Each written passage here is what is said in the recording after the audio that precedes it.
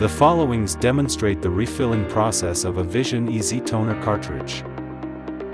When Toner Low appears on the multifunction printer's screen, or when the printer's status LED light blinks red twice, please check the machine status in the printer status monitor on your computer.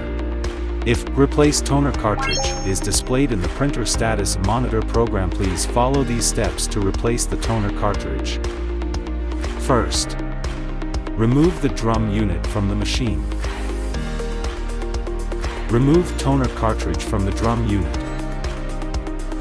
Rotate the knob switch until the arrow is aligned to open. Remove the protective film of the opening of the refill bottle.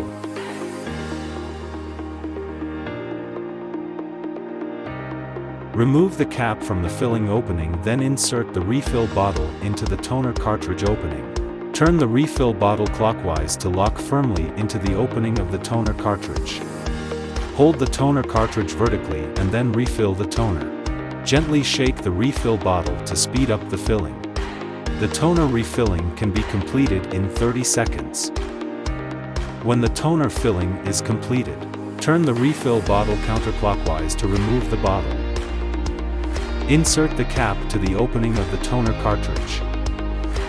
Rotate the knob switch until the arrow is aligned to close. Insert the toner cartridge to the drum unit. Insert the drum unit assembly to the machine. Connect the printer and the computer with a USB cable. Please open the toner refill program. If you do not have the program, please download the latest printer driver from our website.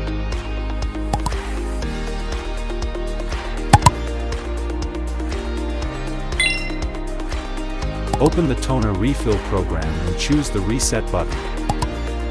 At this point, the printer will print out a clean page. Open the printer status monitor program and check there is no error message. The toner refilling process is completed. Avision, a vision of your office.